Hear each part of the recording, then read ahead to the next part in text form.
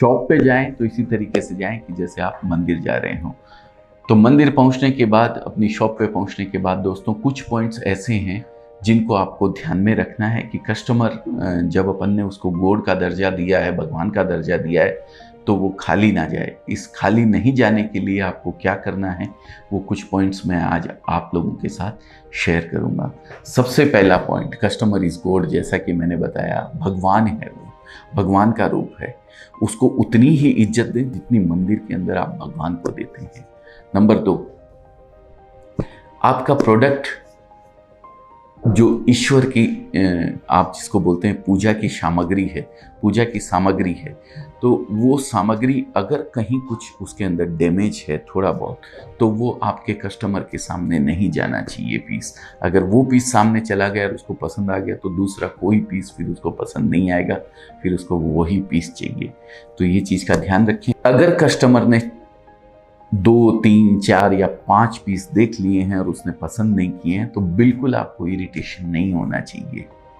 ये ऐसा ही है जैसे भगवान के आगे आपने कुछ मांगा है और एक बार भगवान ने नहीं दिया, 2 बार भगवान ने नहीं दिया, 5 बार भगवान ने नहीं दिया, फिर भी आप भगवान के आगे 6ठी बार भी जब जाते हैं तो पूरी उतनी ही श्रद्धा के साथ, उतनी ही तन्मयता के साथ उसकी पूजा करते हैं। तो वैसा ही आप अपने ग्राहक के साथ भी करें। बिल्कुल इरिटेशन नहीं होना चाहिए, चाहे वो 10 पीस भी देख के रिजेक्ट करता चला जाए, तो 11वां पीस आपको उसी शिद्दत और उसी तन्मयता और उसी श्रद्धा के साथ दिखाना चाहिए, जिस श्रद्धा के साथ आप पूजा के फूल भगवान के आगे अर्पण करते हैं। चौथा पॉइंट है दोस्तों, मंदिर में जब आप श्रद्धा के फूल भगवान के आगे चढ़ाते हैं तो किस तरीके से चढ़ाते हैं, वो चीज़ का भी ध्यान रखें।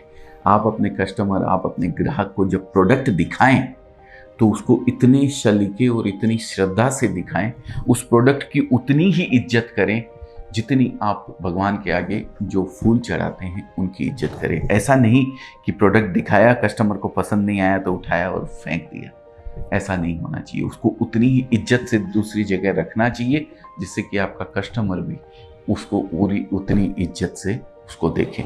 और नेक्स्ट जब पीस आप दिखाएं तो फिर उसको उतने ही प्यार से और उतने ही सलीके से दिखाएं जितने प्यार और सलीके से और श्रद्धा से आप भगवान के आगे अपने फूल अर्पण करते हैं। इसके बाद दोस्तों 5वां पॉइंट आता है, एक मंदिर के अंदर 5 भगवान की मूर्तियां रखी रहती है, तो हर भगवान को आप पूरी तरीके से अटेंशन देते हैं।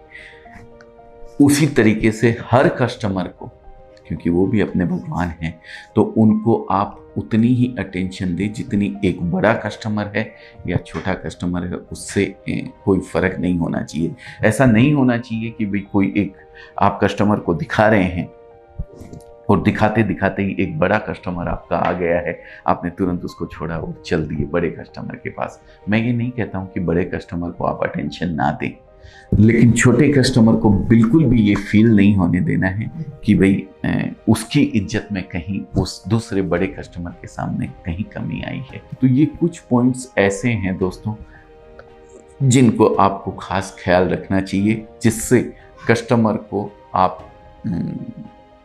आपके शॉप में आने के बाद कस्टमर बिल्कुल भी खाली नहीं जाए। इस चीज़ का आप ख्याल रखते हुए उन लोगों को डील करना चाहिए।